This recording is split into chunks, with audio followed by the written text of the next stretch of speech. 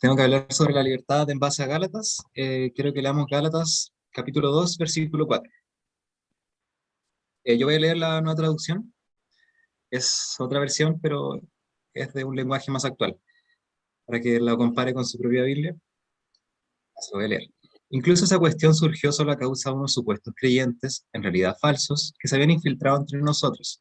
Se metieron en secreto para espiarnos y privarnos de la libertad que tenemos en Cristo Jesús, pues querían esclavizarnos y obligarnos a seguir los reglamentos judíos.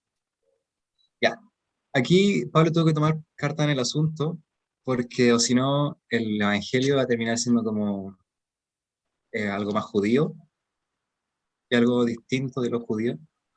Y esto es importante porque eh,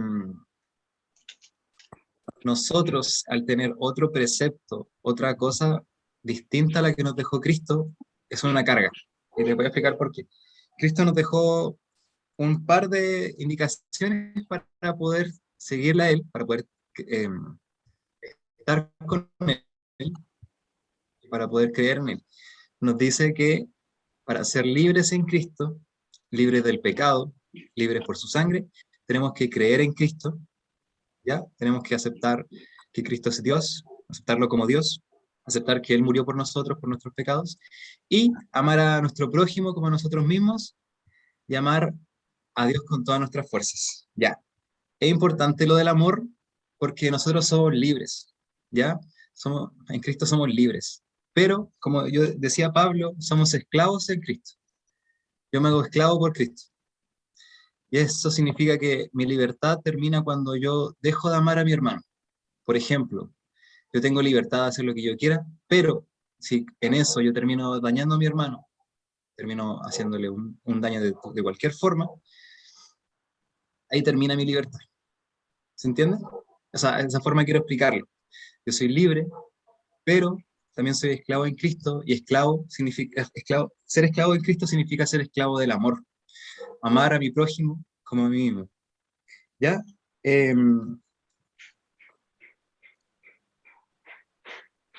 espérenme.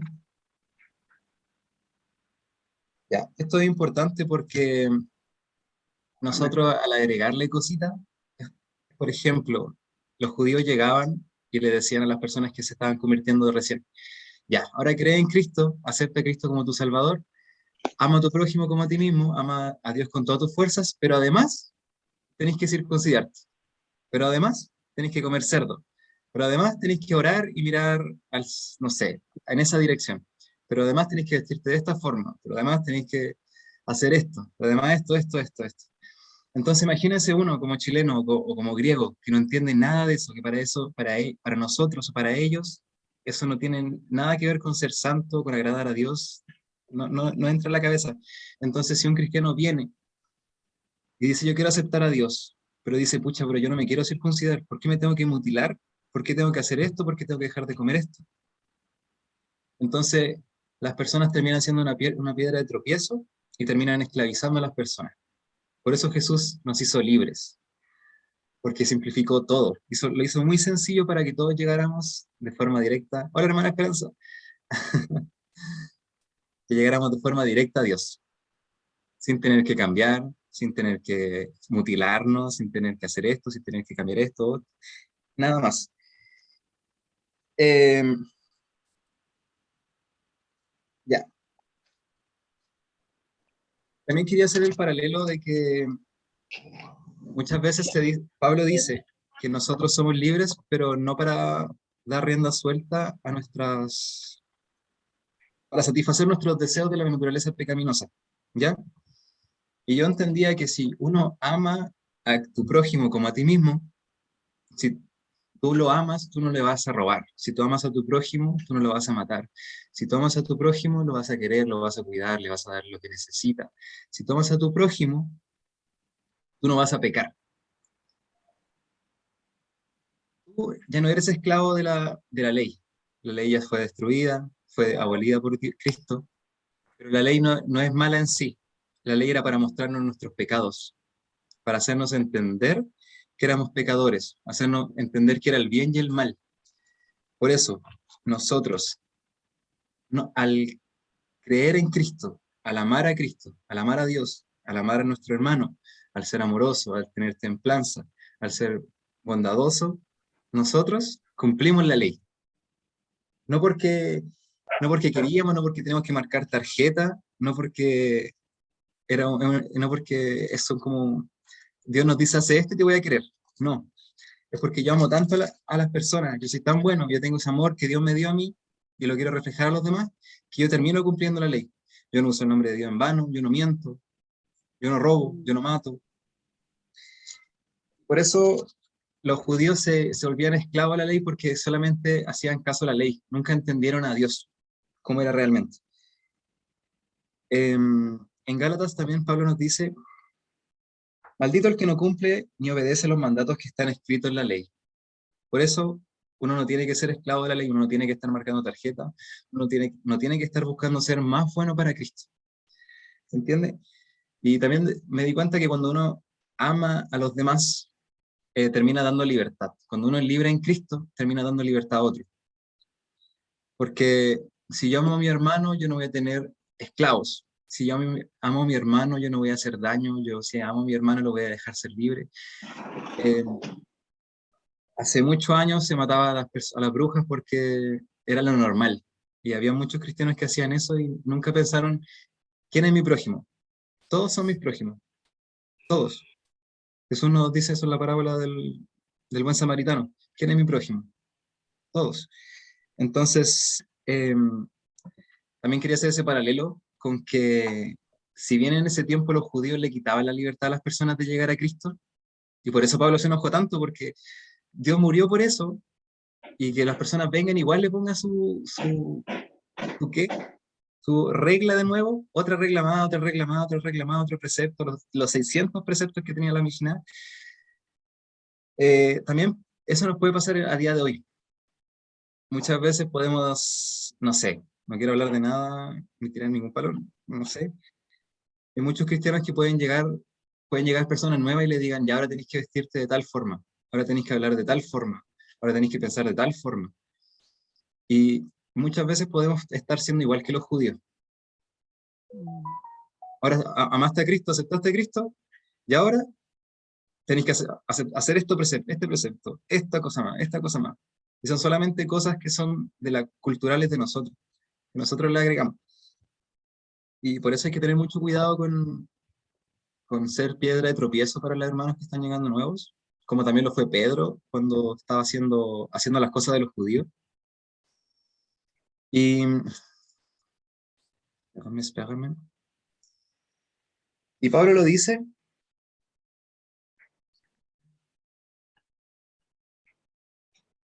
Pablo lo dice en Gálatas, capítulo 5, versículo 13 al 15. Si alguien me lo puede leer.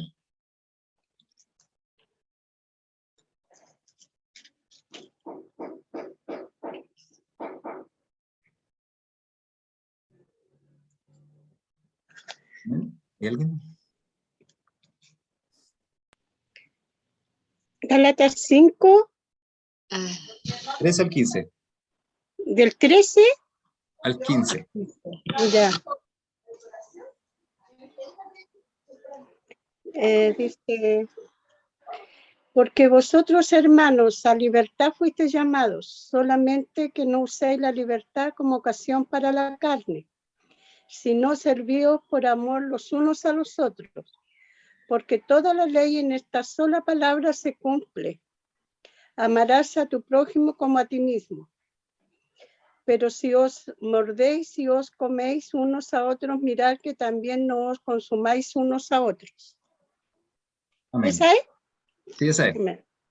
Y aquí podemos ver que Pablo habla de libertad y también habla de que amaos los unos a los otros, amaos a tu prójimo como a ti mismo. No puedo, se me fue.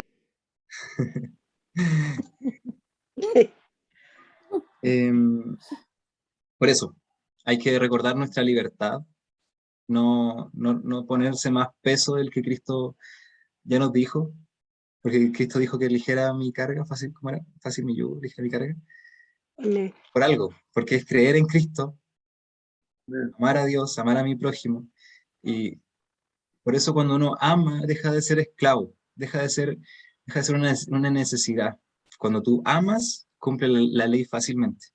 No es un castigo, no es una piedra de tropiezo encima tuyo. Tú amas y sale fácilmente. Si tú amas fácilmente, no vas a querer matar, no vas a querer mentir, no vas a querer hacerle daño a la otra persona. ¿Entiendes? Amén. Y ahí está lo que quería hablar de la libertad. Amén. Muchas gracias. Qué lindo ese enfoque de que finalmente la expresión de nuestra libertad es en el amor, ¿cierto? Esa es la manifestación máxima. Y también, obviamente, el 5.1 de Gálatas dice, manténganse firmes en esta libertad. ¿Qué libertad finalmente? En la fe en Cristo Jesús. Manténganse en esa fe, en esa fidelidad, ¿cierto? Manténganse firmes en esto y no vuelvan otra vez, dice, no estéis otra vez sujetos al yugo de esclavitud, de esa ley, ¿cierto? Que esa ley que condena, esa ley que mata, porque nadie la puede cumplir, pues. Así que Amén. muy bonito el tema, así que mantengámonos firmes en esta libertad y expresemos esa libertad en el amor, que así es muy fácil cumplir la ley en base a ese amor. Y obviamente Y ahí lo que... dejarnos llevar por Ah, el Espíritu Santo. Espérame, eso. quería decir eso. Sí. Ya que vivimos por el Espíritu, sigamos la guía del Espíritu en cada aspecto de nuestra vida. No nos hagamos vanidosos ni provoquemos unos a otros, no tengamos bien. Ya. Se refiere a que Pablo quería decir que hay que dejar que el Espíritu Santo haga nuestra vida, que nos cambie, que nos vuelva mejores personas. Y eso, Amén. se me había olvidado decir eso. Amén. Y recuérdense que esos falsos hermanos, esos falsos maestros, hacían de tropiezo y estaban dentro de las congregaciones, pues. Entonces, recuerden que la salvación se obtiene solamente por la fe en Cristo, no por cómo nos vestamos, no por cómo hablemos, ¿cierto? La salvación viene por la fe en Cristo Jesús. No depende de lo que comemos, no depende de cómo vistamos, de la música o quizás los libros que uno lee, ¿cierto? Es solamente por la fe en Cristo Jesús. Amén. Y la manifestación más importante no es externa, ¿cierto? No son las acciones externas. Recordemos que los judíos hacían las mensas oraciones, ¿cierto? Por vanagloria, pero su corazón estaba lejos. Entonces eso era lo que decía Fabi con el respecto al amor. La manifestación de esta fe en Cristo Jesús, el fruto finalmente del amor. Como lo habíamos hablado en la clase de pasada, el fruto del Espíritu. Aquellos que andan en el Espíritu, que aceptaron por el Espíritu a Cristo, tienen este tipo de actuar con los demás, que es finalmente una lista del amor al prójimo. ¿Ya? Así que súper. No sé si alguien quiere comentar algo respecto a este tema de la libertad. Ahí saludamos a la pequeñita. No sé si alguien quiere comentar algo.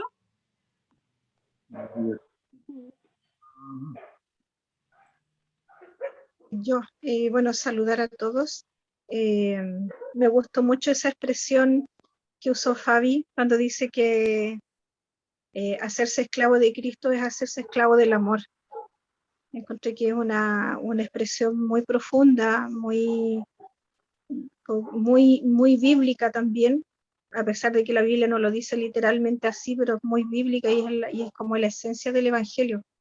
Ese amor que por un lado nos lleva a predicar, a los que les gustan las misiones, les gusta ir, están dispuestos a ir a la China, a renunciar a todo, y es ese mismo amor que nos mueve y nos hace evitar dañar al que está creciendo, al que está conociendo al Señor. Es hermosa esa expresión. Obviamente todos tenemos que cambiar, pero tenemos que darnos cuenta cuál es la meta del cambio que nosotros le proponemos, la palabra del Señor le propone a las personas, y la meta del cambio no tiene que ver con los externos, ¿no? Tiene que ver con lo interno, tiene que ver justamente con esa expresión de amor. Y es ahí donde tiene que estar el cambio en las personas, en esa manifestación de amor hacia el prójimo, Amén. porque es el mayor mandamiento. Amén. Y hablando de este tema, me acordé de algo de que hablábamos en jóvenes. Daniela, una joven, lo sacó a tema que decía que había, bueno, ella le estaba encargada el tema de la oración y mencionó como 3 puntos de por quiénes debemos orar. Uno por nuestro enemigo, ¿cierto? Por la comunidad de Cristo y decía también por nuestras autoridades. Entonces empezamos a reflexionar de quiénes son nuestras autoridades, ¿cierto? Obviamente son a veces nuestros padres, el presidente, los profesores, pero si hilamos un poquito más fino, la palabra de Dios dice que el que hay que servir, hay que ser siervos, ¿cierto? Hay que ser ¿cierto? Hay que bajarse a lo sumo. Entonces, finalmente, todo el que está a mi alrededor es autoridad. Si un niño ponen por delante, a ese, oídle, ¿cierto? Todo el que está a mi alrededor finalmente es mi autoridad y por lo tanto merece ese respeto, merece esa demostración de amor y también de servicio, ¿cierto? Así que ahí les comento algo que estuvimos reflexionando en reunión de jóvenes también. Lo último es que Pablo decía, ustedes al ponerle reglas abajito a lo que dijo Dios, están yendo en contra de la crucifixión de Cristo. O Sí, sea, ¿no valió la pena que Cristo muriera? Eso mismo podemos hacer de repente nosotros, si le ponemos como otra condición para ser cristiano. sí, de hecho ese fue como el argumento máximo de Pablo. Si ustedes vuelven de nuevo a la esclavitud, vuelven a la ley, ¿de qué sirvió entonces el sacrificio de Cristo? En vano fue, ¿cierto? Así que tengamos cuidado también para nosotros, ¿ya? Así que ya vamos a comenzar ahora sí el capítulo 6, que para mí es un bonito cierre de Gálatas, así que vamos a ir viendo. Para ahí que me acompañen al tiro a Gálatas 6, porque como siempre vamos a leer, ¿ya? A compartir pantalla. Espérenme un poquito. Ahí sí. Ya. Bueno, primero que nada, eh, los dichosos los que perseveran en esta última clase, los que pudieron llegar, ¿cierto? Obviamente los que no pudieron estar en alguna clase está la grabación, pero créanme que su perseverancia, el prestar oído y el corazón finalmente a estudiar la palabra es de bendición, amén. Así que a darle con todo y que el Señor siga renovando sus fuerzas para seguir estudiando más de la palabra del Señor y también para que esta hambre por su palabra nunca se detenga, nunca se apague, ¿ya? Así que eso, vamos a comenzar entonces nuestra última clase, capítulo 6. Y antes vamos a hacer unas preguntas sobre la clase anterior, que algo igual ahora hablamos introductoriamente, ¿ya? Primero vamos a ir a Gálatas 5, 7 y 9 y dice, ¿qué significa este pasaje? Yo lo voy a leer y que alguien me lo explique, ¿ya? Dice, vosotros corríais bien. ¿Quién os estorbó para no obedecer a la verdad? Esta persuasión no procede de aquel que os llama. Un poco de levadura leuda toda la masa.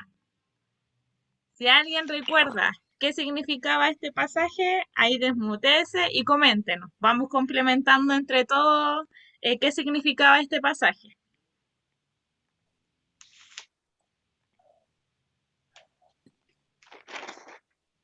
Ese capítulo, ¿cuál capítulo es? 5, Gálatas 5, 7, 9. Vosotros corríais bien. ¿A qué se refiere el correr?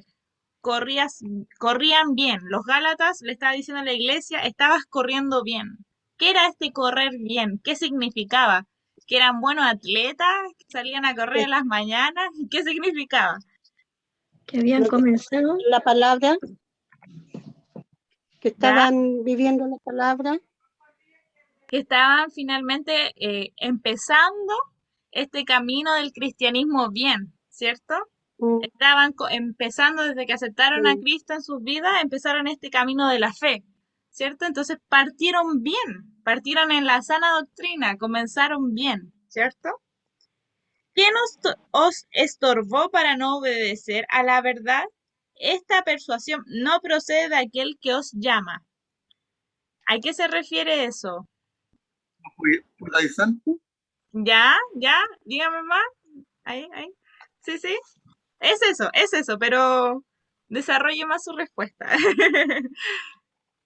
La palabra de Dios, pues, todos los que estaban ahí, como decía, tratando de predicar otro evangelio, o sea, sacar a los cristianos de la iglesia y llevarlos a otro lado.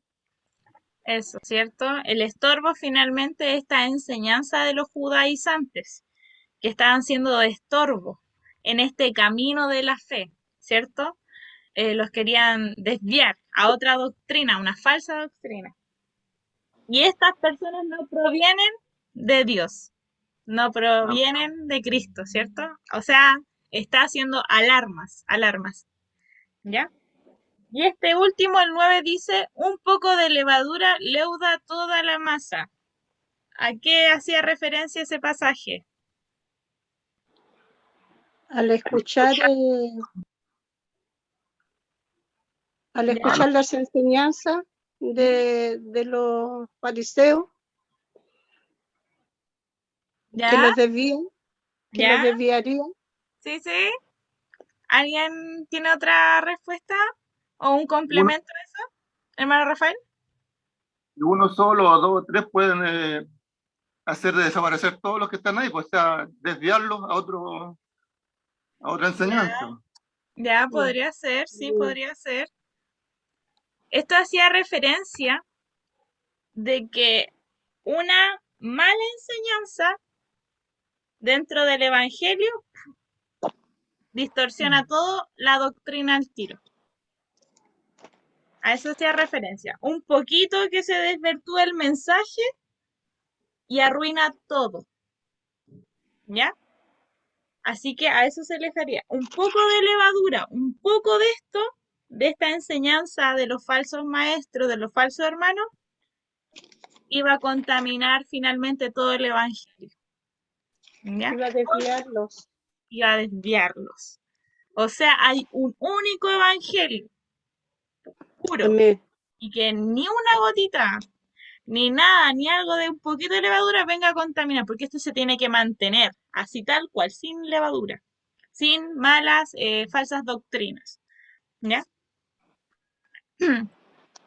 Bien, vamos con la segunda pregunta. Dice, ¿por qué Pablo habla de las obras de la carne y el fruto del Espíritu? ¿Por qué le era necesario hablar de esto? Algo mencionó Fabián al comienzo. Así que si alguien lo quiere desarrollar más, ¿por qué Pablo habla sobre las obras de la carne y el fruto del Espíritu? A Con ver, las costumbres que querían ellos implantar nuevamente, las costumbres de la ley. ya, es un poquito para otro lado. A ver, hermano Rafael. Es probable que estaban caminando en la carne, pues estaban llevando todo esto que nombra Pablo, Sí, la hechicería, la fornicación, todas esas sí. cosas estaban dentro de la iglesia. Por eso Es les muy menciona que un poquito de levadura Ujú. leuda toda la masa. Estaban llevando una vida, por eso le dice, dejen de andar en la carne y anden en el espíritu. Ya, sí. Hermano Rafael, ahora sí, ¿usted qué quiere complementar? No, yo decía que las obras de la carne van en contra del espíritu, o sea, Buen dato. Aquí, complementando lo que decía mi hermana Paulita, ¿por qué Pablo menciona esto? Por dos razones. Una es por la que dijo Fabián al comienzo. La libertad no es libertinaje. Entonces, Pablo menciona que aquellos que viven en el espíritu deben actuar conforme al espíritu, deben hacer igual el bien. ¿Ya? Esa frase que dice, mi libertad termina cuando le hace el daño al otro. Entonces, Pablo deja el tiro clarito. Ya, tenemos la libertad en Cristo, somos libres, pero eso no tiene nada que ver con el libertinaje. Porque los que son del Espíritu tienen que actuar conforme al Espíritu. ¿Ya? Y segundo, era por esto mismo que va enlazado a lo que mi hermana Paula decía, es que ellos o sea, habían aceptado el Evangelio, habían escuchado a Pablo, pero aún así estaban viviendo las obras de la carne. Eso no da testimonio finalmente, ¿cierto? Entonces, es un llamado para que vivan conforme al Espíritu, conforme a la fe que aceptaron en un comienzo, ¿ya? Esas eran como las dos razones de por qué Pablo menciona esto. Una, porque no se debe confundir libertad con libertinaje, porque y segundo, porque el que acepta a Cristo, el que tiene al Espíritu, debe actuar conforme al Espíritu. Esa es la segunda, el amor hacia los demás. ¿Ya? Este amor que se manifiesta en el fruto, ese fruto del Espíritu. Bien, sigamos. Ahora sí, vamos a ir a Gálatas 6. Ahora sí pasamos al siguiente. Mi hermana Orfilia puede leer Gálatas del 6 a el 1 y el 2.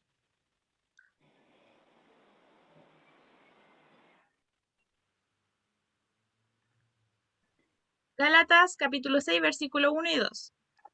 Amén. En el nombre del Señor. Hermanos, si alguno fuere sorprendido en alguna falta, vosotros que sois espirituales, restauradle con espíritu de mansedumbre, considerándote a ti mismo, no sea que tú también seas tentado. Sobrellevar los unos las cargas de los otros y cumplir así la ley de Cristo. Amén. Amén. Muchas gracias. Acá menciona de nuevo la palabra hermanos, ¿cierto? Ahora vuelve a ese, después de todo ese enojo que tuvo al comienzo, como que de a poco está volviendo a eso de hijitos míos. Recuerden que ahí en unos capítulos estaba un poco más apaciguado, ¿cierto? Dice hermanos, si alguno fuere sorprendido. La palabra sorprendido en el griego tiene un significado de enredado, como adelantado, como que esa persona que fue como cayó en el pecado y se enredó y le está costando salir, ¿ya? No es como o sea, es como, no es tanto como ese sorprendido como, ¡ah! ¡Lo pillamos! No, sino que ese hermano que está enredado en el pecado, en la falla, ¿cierto? Y dice, vosotros sois espirituales, restaurarle con espíritu de mansedumbre. Aquí es decirle, recuerden, pues ustedes son del espíritu, ¿ya? Entonces, por lo tanto, si ustedes son espirituales, tienen que actuar conforme al Espíritu Santo. Y el Espíritu Santo, ¿cómo actúa? ¿Actúa con gritos, con pleitos, con vanagloria? No, con amor, con mansedumbre, con misericordia, ¿ya? Existe un contraste entre el accionar de los judaizantes frente a una persona que cayó en pecado. Para los judíos, para los judaizantes, cuando una persona caía en pecado, en falta, ¿qué era lo primero que hacía? Se agarraba la piedra y ¡pum!, a lanzarla, ¿cierto?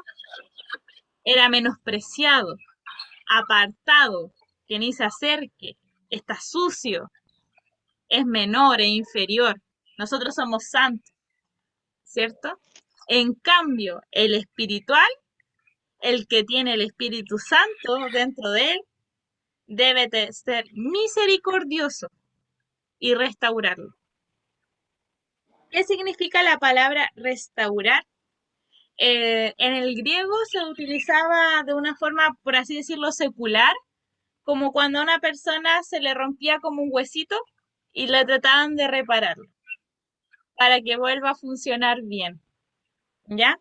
Entonces, nuestro accionar cuando una hermana de la iglesia falla o está enredado en el pecado, le cuesta, primero no tenemos que ir en forma de acusación, sino primero tener misericordia, porque el fin de esto es restaurar y no condenar, ¿ya? Nosotros no cumplimos el papel de Dios para juzgar, ¿cierto?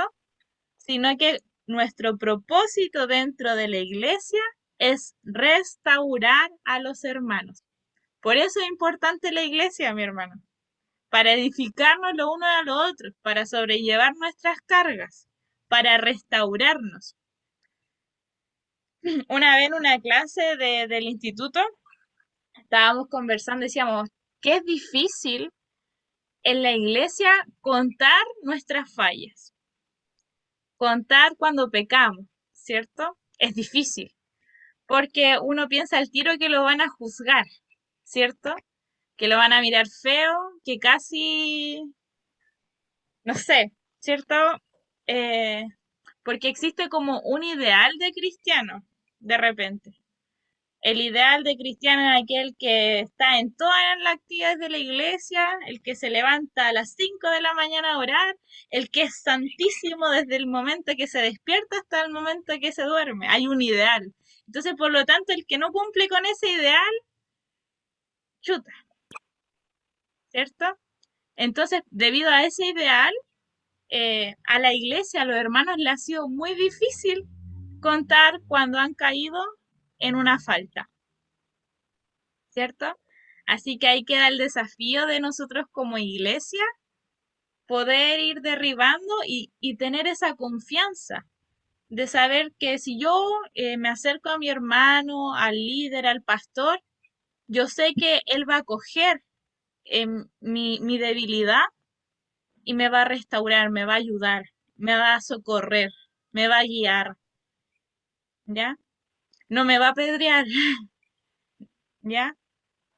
Así que vamos a seguir con la otra parte, con espíritu de mansedumbre. Esta palabra tiene que ver con el control de Cristo. Recuerden que recordábamos que la palabra manso era como estos caballitos que eran salvajes, pero después son domados y son mansos y siguen las órdenes de aquel que se posiciona sobre ellos. Así debiésemos ser nosotros. En el momento que aceptamos a Cristo en nuestro corazón, tenemos que ser mansos de Él, ¿cierto? Que lo que Él diga, como Él quiere que actuemos, así hacerlo, ¿ya? Dice que esta palabra, dice, es interesante que Pablo usa esta palabra como una necesidad para aquel que confronta a algún hermano.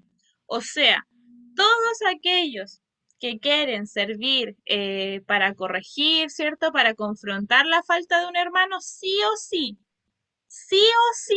tiene que ser con un espíritu de mansedumbre. Sí o sí. Es una característica inherente, necesaria, ¿ya? Y dice, muchas veces los cristianos confrontan en la carne con una actitud de vanagloria e irritación, ¿ya? ¿A qué nos referimos a esto? Que aquellos, por ejemplo, que si caemos en el tema de juzgar, caemos en vanagloria porque nos creemos superiores, ¿cierto? Ah, no, tú eres el que pecaste, nos convertimos en alguien que, ah, no, yo soy mucho mejor que tú y tengo el derecho de, cuando no es así, ¿cierto? Todos aquí pecamos, nadie se salva, ¿cierto? Así que no es como que si hubiese una jerarquía entre nosotros, quién es más santo y quién no, ¿cierto? Todos aquí fallamos, todos tenemos nuestras debilidades, nuestras faltas. Estamos en un proceso de santificación solamente por Cristo, Amén. hombres santos, solamente por su sangre, gracias a Él, ¿cierto? Pero por lo tanto eso en la práctica se debiese notar, ¿ya? Que no somos quien para juzgar y condenar al momento de que un hermano falla, ¿ya? Dice, ¿cómo se puede corregir, ayudar, restaurar con un espíritu de mansedumbre? Desde el amor y la empatía. Cuando un hermano cae, tengo que decir, es un dolor para el cuerpo, es un dolor para la familia, ¿cierto? Pero hay que ayudar a que continúe en este camino. Tenemos que restaurarlo por amor. Es como si a un familiar lo hubiésemos herido o lo asaltaron o algo le pasó y nosotros ¿qué tenemos que hacer? Ir a socorrerlo, ¿cierto? Ir a ayudarlo. Necesita algo. No estoy hablando cuando estamos acá hablando de caídas de pecado, ¿cierto? Muchas veces ayudamos en las debilidades, que está súper bien, cuando a un hermano le falta, cuando un hermano quizás necesita algún consejo para alguna situación en específico, pero aquí estamos hablando ya de otro punto, de restaurar, de ayudar en situaciones de pecado, ¿cierto? Entonces, este espíritu de mansedumbre también nos invita a pensar antes de actuar. Cada vez que algo sabemos, que si un hermano no abre su corazón, ser sabio con nuestras palabras, ¿ya? Pensar antes de decir, de hablar y de actuar, ¿ya? Ser manso significa actuar de una manera oportuna y correcta, con el fin de restaurar, ¿ya? Y quiero decirles, con un ejemplo en la Biblia, que Dios no pasa por alto nuestras acciones con nuestros hermanos. Dios nos pasa por alto cuando dañamos a otros hermanos, ¿ya? Y eso lo vemos desde el Génesis, ¿cierto? Con Caín y Abel, cuando él dice, ¿acaso soy yo guarda de mi hermano? Sí, pues. Somos hermanos en Cristo. Desde ahí ya viene, Dios está preocupado por las relaciones de hermanos en Cristo también, ¿cierto? Obviamente. Y Dios no pasa por alto el daño que nos podemos hacer como hermanos los unos a los otros. Y un ejemplo claro de esto es un paralelo que yo quiero hacer con el Antiguo Testamento, con el libro de Abdías. Rápidamente les voy a contar más o menos de qué es la historia.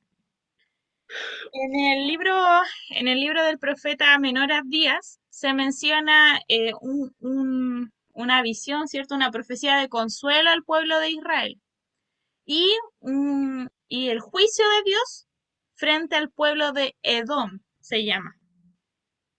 ¿Y por qué Dios hace este juicio contra Edom? Está Israel y está Edom. Resulta que Edom viene, bueno, primero Israel sabemos que viene desde la genealogía de Jacob, ¿cierto? De ahí salieron todos los que son desde ahí, ¿cierto? Amén. Israelitas. Pero Edom viene de Esaú. O sea, Israel y Edom eran pueblos o naciones hermanas, ¿ya? Y lamentablemente replicaron las mismas acciones de competitividad y de enemistad que Jacob y Esaú. ¿Por qué lo digo?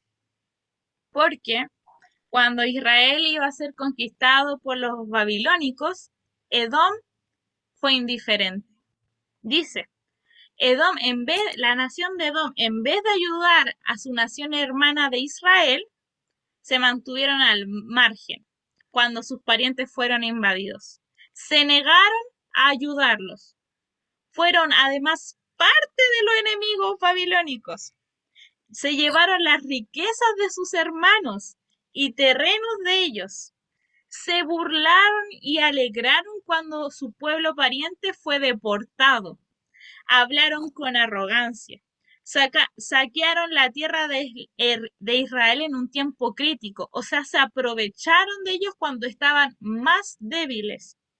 Asesinaban a quienes querían escapar de los babilónicos. Y dice que capturó y entregó a los sobrevivientes a los enemigos en tiempo de angustia. Chuta, qué mal hermano fue la nación de Edom. Así que aquí, por ejemplo, nace también un paralelo con nuestra vida, ¿cierto? No nos podemos mantener al margen cuando nuestro hermano está teniendo problemas. No podemos negarnos a ayudarlo, ¿ya? No podemos burlarnos ni menospreciarlos en sus momentos de debilidad o cuando exponen cuáles son sus fallas, ¿ya? No tenemos que aprovecharnos de ellos en sus momentos débiles, ¿ya? Al contrario, si nuestro hermano está débil, tenemos que ayudarlo. Si nuestro hermano está débil, hay que defenderlo, hay que apoyarlo con oración, Hay que estar ahí, ¿sabes qué? Compartamos palabras juntos, estudiemos, oremos. Necesitas más compañía, salgamos juntos. Soy tu hermano, yo te ayudo, ¿cierto? El problema es que para el pueblo de Edom, por todas estas acciones, recibieron el juicio de Dios. Así que hay de nosotros, ¿ya? Tengamos cuidado de cómo tratamos a nuestros hermanos en Cristo, porque Dios no pasa por alto, ¿ya?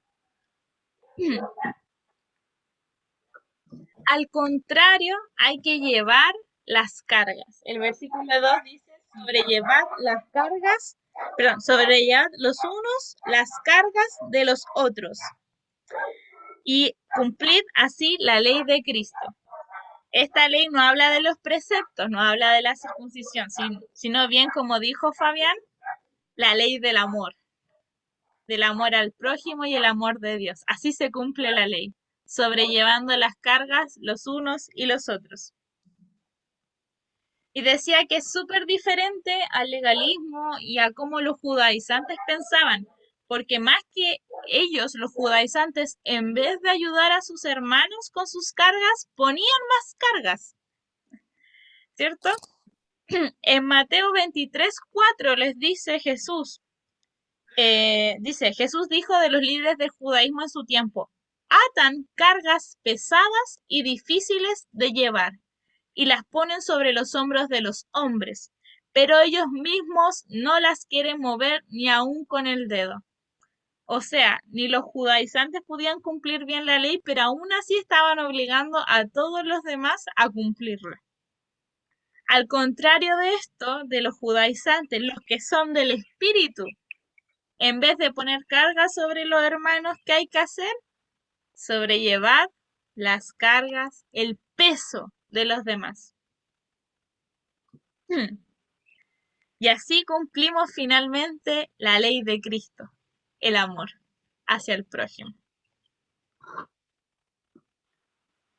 Pasamos entonces ahora al versículo 3, así que del 3 al 5, si Fabián me lo puede leer.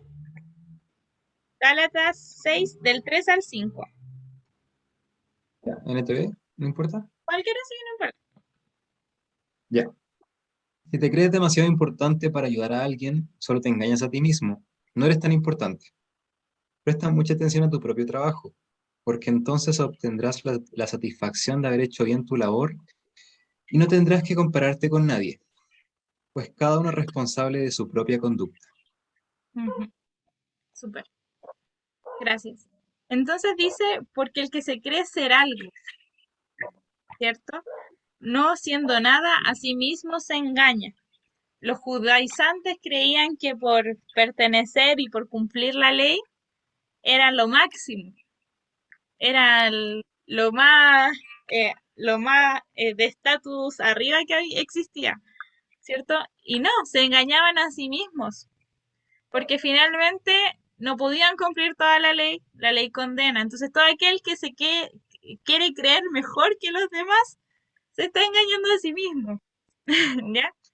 Porque todo esto es por gracia, es por un regalo, no es por las acciones que hacemos. No estamos engañando si creemos que por hacer más cosas vamos a ganar el favor de Dios. Esto es solamente por fe. Dice, así que cada uno someta a prueba su propia obra y entonces tendrá motivo de gloriarse solo respecto de sí mismo y no de otro. ¿Qué pasa? Que hay que tener una autoimagen sana, yo le puse a este punto. Mirarnos a nosotros mismos de forma real, viendo nuestras imperfecciones, que no somos quiero decir dichos y a veces se me van. La punta del iceberg, la última Coca-Cola del desierto. No, somos personas que tenemos falla y pecado, ¿cierto? Por lo tanto, tenemos que recordar eso y no creernos lo mejor de lo mejor, ¿ya? Obviamente que con Cristo es otra cosa, somos príncipes, sacerdotes, pero eso no va por nuestra fuerza, sino que por la gracia de Dios, ¿ya? El otro dice que no hay que compararnos. El cristiano no debe comparar su labor con la de otros. El comparar su labor con la del otro puede ser dañino en el sentido de que se piense que se está actuando mejor que el otro. Y esto es vanagloria. Nuestro actuar, todo lo que hagamos en la iglesia para Dios, no lo podemos comparar con lo que hace otro hermano. Oh, mire, ese hermano, no sé, ofrendó tal cantidad de dinero. O ese hermano o hermana, hoy tocó en la alabanza y está en esto. No, no hay que comparar. No, y este no hizo nada. No, este ni ora. No, este nada. No, no hay que compararse. Porque todos rendimos cuentas a Dios, solamente a Él. Nuestra comparación es Cristo, solamente uno tiene que rendirle cuentas personalmente a Dios y no en base a nuestra comparación con el otro. Dice porque cada uno, el 5, porque cada uno llevará su propia carga. Ahí la versión que leyó el Fabi dio al tiro la diferencia, pero por ejemplo si nosotros leemos la Reina Valera, aparece, por ejemplo, antes mencionaba sobrellevar las cargas los unos a los otros. Y ahora me dice que cada uno lleve su propia carga. Entonces algunos pueden pensar que es como algo contradictorio, ¿cierto? Porque primero dice sobrellevar la carga uno a los otros y después te dice que cada uno lleve su carga. Esto es porque en el original las palabras significan cosas diferentes. Cuando dice sobrellevar las cargas lo uno al otro, se refiere al peso. Pero en el versículo 5 dice, porque cada uno llevará su propia carga. Esta segunda palabra de carga significa la responsabilidad, el servicio, la tarea, el dar cuentas. Cada uno es responsable frente a Dios por sí mismo. ¿Ya? Que ahí el Fabi lo leyó bien en la TV que decía su conducta, ¿cierto? Conducta era la palabra que ocupaba, ¿cierto? Cada uno es responsable de su propia conducta. Sí, de su conducta. Súper. Ya, vamos a pasar entonces al siguiente, que dice en Gálatas del 7 al 9. Si mi hermana Paulita puede leer ese pasaje. Sí, al tiro. Gálatas 6, versículo del 7 al 9. No os engañéis, Dios no puede ser burlado, pues todo lo que el hombre sembrare, eso también segará. Porque el que siembra para su carne, de su carne segará corrupción, mas el que siembra para el espíritu, del espíritu segará vida eterna. No nos cansemos pues de hacer el bien, porque a su tiempo segaremos si no desmayamos. ¿Hasta Amén. cuál me dijo? Hasta ahí nomás. Hasta ahí, ya, ok. Bueno, no os engañéis. Acá hace un llamado nuevamente a la iglesia, por un lado a los Gálatas, que no se dejen engañar finalmente por estas falsas doctrinas, ¿cierto? Por esto que te dicen que tienes que cumplir la circuncisión, tienes que bautizarte, tienes que hacer esto. No, no se engañen, ¿ya? Y por otra parte dice, Dios no puede ser burlado. Que acá hay otra definición en el griego que significa vanagloriarse. O sea, nadie puede vanagloriarse frente a Dios. Nadie, ni uno solo. Nadie puede estar por sobre Dios. Dios no puede ser burlado, nadie puede vanagloriarse por sobre él. ¿Ya? Pues todo lo que el hombre sembrare, eso también segará. Y ahí ese está muy ligado al versículo 8. O sea, si nosotros sembramos cosas de las obras de la carne, los pleitos, la hechicería, las mentiras, todo eso, pero también, hermana Paulita, dígame.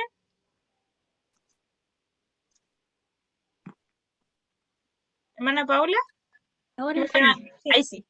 Es que mientras estaba diciendo eso, Ujú. me hizo recordar cuando el Señor Jesús menciona al varón que está orando en altavoz y el otro está humillado Señor, se propicia a mí y el otro no, están enalteciéndose, yo diezmo, yo hago oración, Ujú. estoy parafraseando, ¿cierto?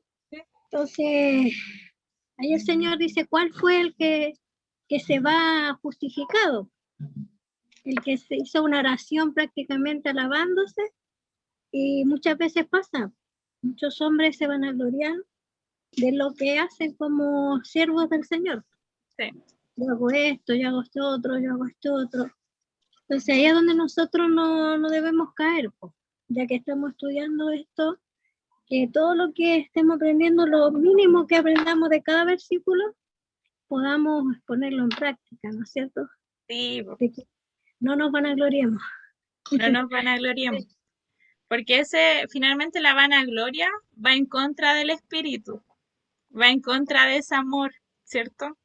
La vanagloria afecta a los demás, ¿ya? Afecta, tiene repercusiones porque nos creemos lo mejor y por lo tanto podemos juzgar, podemos decir las cosas y todo el asunto, ¿ya? Así que muchas gracias por su aporte. Y esto también se comparan, ¿por cierto? El compararse, mira entonces ahí está comparando, ¿cierto? Cuidado con las comparaciones también que nos hacemos, que nos comparamos a veces con la persona así que no ora, no, yo soy más genial porque oro más tiempo que esa persona, o ayuno mucho más que lo otro, entonces me gané el favor de Dios. No, mi hermano, es pura gracia. No nos podemos gloriar de nuestra obra, es pura gracia en el Señor. Y lo más importante es el Espíritu, el fruto del Espíritu. Pero eso es por amor, como bien decía al inicio Fabián, y no por méritos para ganarnos el favor de Dios. ¿Ya? Súper. Y dice, bueno, porque el que siembra para su carne, de la carne segará corrupción. Uno, si usted habla como, se podría interpretar de dos formas. Uno es el sembrar los pleitos, el sembrar las mentiras, las calumnias, todo eso, ¿qué va a generar después? Que la persona es como un estado de pudrición. A eso se refiere en griego la palabra corrupción.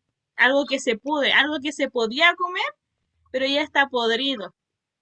Y es como eso que dice de las tumbas blanqueadas, por más que uno quiera recibir cosas de la carne, de hacer cosas externas, finalmente lo que lleva a eso es algo podrido, sin sabor.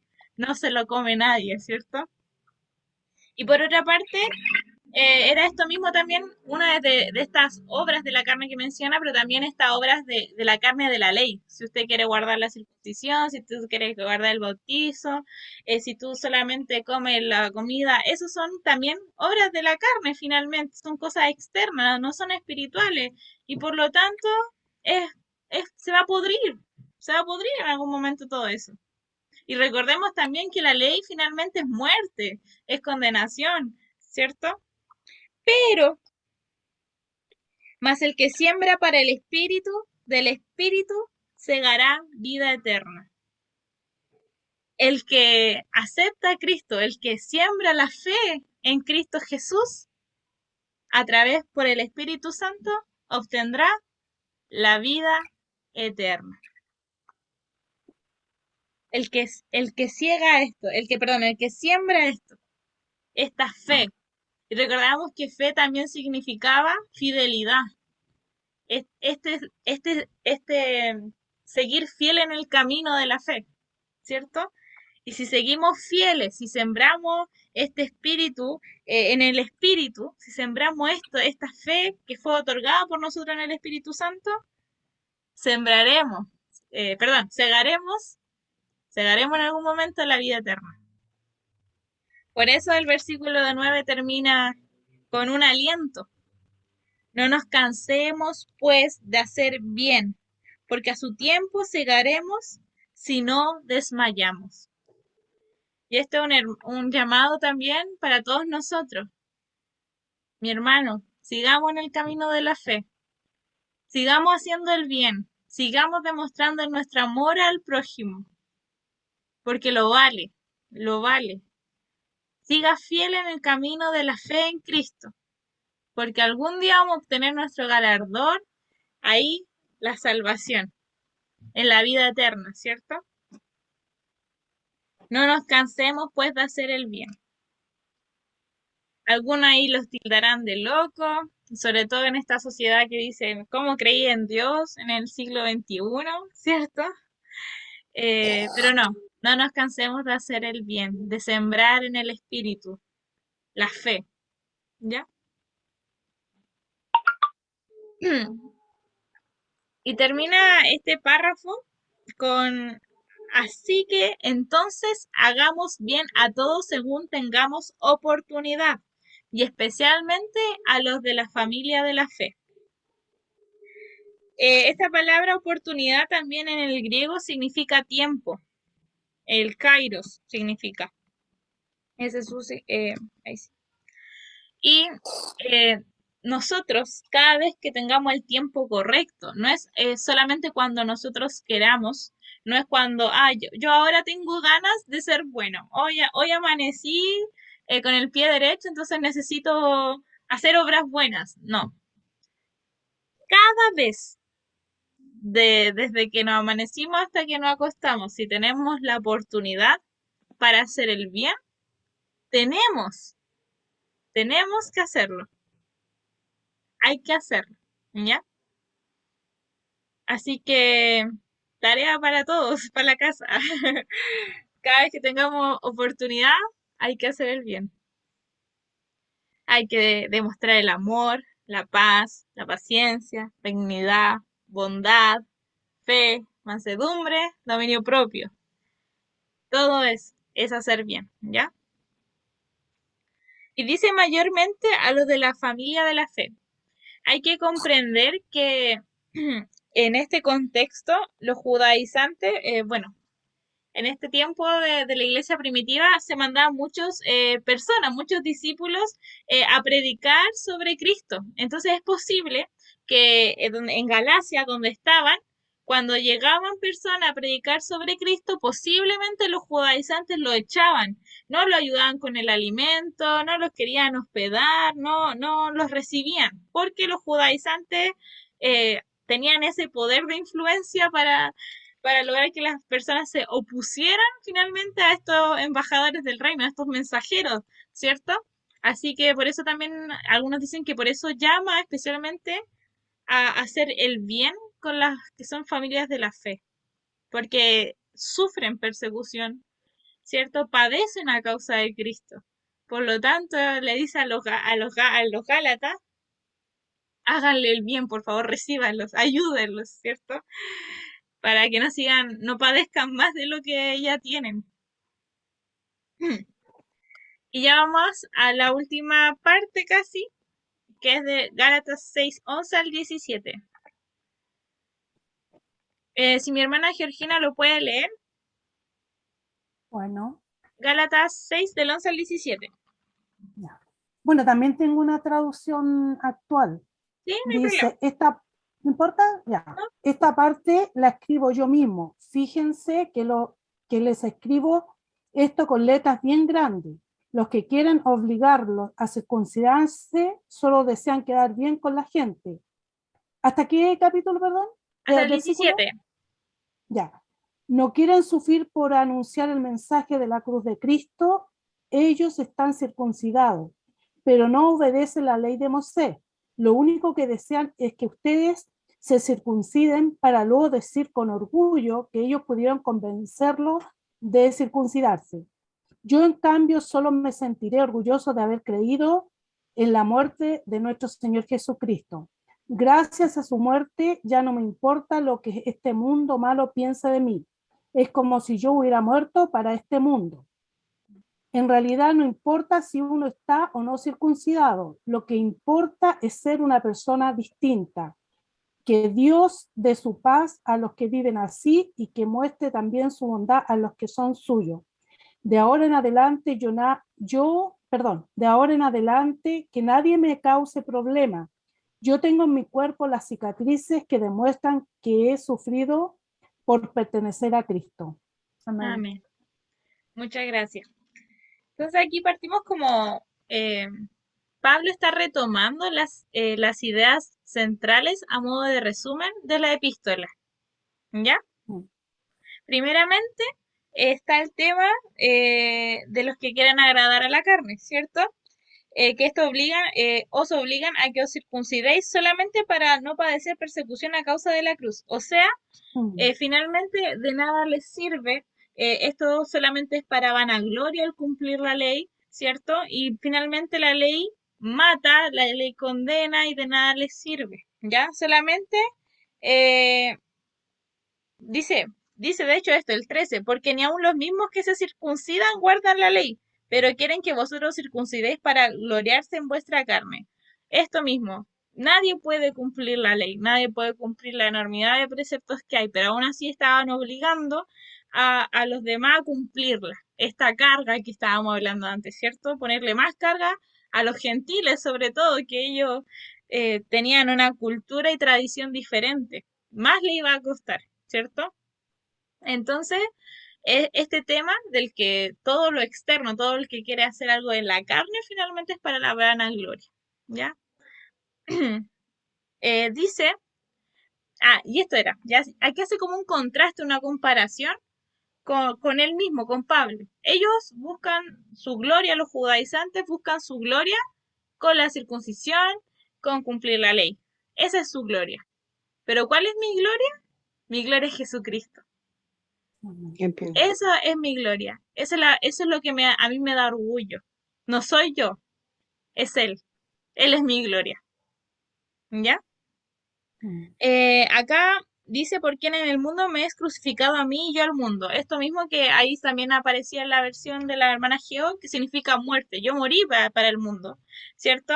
En otras palabras, él ya es ciudadano de los reinos de Dios, ¿cierto? No ciudadano de este mundo, y por lo tanto es como una correlación. Él murió, el mundo murió para él, ya no tiene un significado finalmente este reinado de Satanás, ¿cierto? Sino que el reinado de Dios, y también él murió para sí al mundo, porque ya no es ciudadano del mundo finalmente, ¿cierto? Y acá otra vez menciona lo que habíamos leído la semana pasada, porque en Cristo Jesús ni la circuncisión vale nada ni la incircuncisión, sino una nueva creación, ¿ya? O sea que lo hagas o no hagas la ley, o de nada sirve si lo cumples o no. ¿Por qué? Porque solamente es en Cristo Jesús. Dice, y a todos los que anden conforme a esta regla, paz y misericordia sea a ellos y al Israel de Dios. Muchos aquí dicen que no se refiere, bueno, hay postura y postura, algunos dicen que sí se refiere a Israel, la nación, pero hay otros que se refieren finalmente a la iglesia, ¿cierto? A esa promesa que fue entregada desde el comienzo, el pueblo de Dios, que finalmente entendemos que somos gentiles, esclavos, libres, ¿cierto? De todo, es una familia multiétnica ahora, a través de Cristo Jesús, como lo aprendimos en Abraham, ¿cierto? Todo aquel que tiene fe es parte finalmente de esta familia de Dios. Dice, de aquí en adelante nadie me cause molestias, por favor, Pablo dice, por favor, ya no quiero más problemas. Ya el pobrecito ya está cansado ya, porque en otras epístolas también, que ponían en duda su ministerio, que decían que no provenía de Dios, que le ponían puros argumentos para desvalidarlo. Así que él pide, por favor, judaizantes, no me molesten más, así que por favor, no quiero más problemas, ¿ya? Porque yo traigo en mi cuerpo las marcas del Señor Jesús. Y como decía, las cicatrices, ¿cierto? El padecimiento, las persecuciones de que Él era Cristo finalmente estaban marcadas en su propio cuerpo. Entonces, los que dicen que Él no provenía de Dios, que predicaba un mensaje de hombre, mi cuerpo testifica que yo sigo a Cristo y que todo lo que predico y hablo es de Él, ¿ya? Y ya el último versículo, que es una bendición final que engloba todo. Hermanos míos, o sea, le está volviendo a marcar de que son hermanos, o sea, tienen la misma fe. Le está recordando, recuerden que somos hermanos en la fe en Cristo, somos hermanos, le está reconociendo como hermanos a pesar de la desviación que pudieron haber tenido, ¿cierto? Y dice que la gracia de nuestro Señor Jesucristo sea con vuestros espíritus. Que la gracia, que ese regalo, recuerden, la fe en nuestro Cristo Jesús, la muerte y resurrección de Él, que Él venció la muerte, esta gracia, este regalo de nuestro Señor Jesucristo, sea en ustedes, en lo más profundo de vuestro ser. Y recuérdenlo. Amén. Que así sea. Amén. Y así termina la epístola de los Gálatas. Un llamado a que la gracia del Señor es como la guinda de la torta, como dice mi papá, es lo primordial. La gracia de Él. Y con eso sella y termina la epístola de los Gálatas.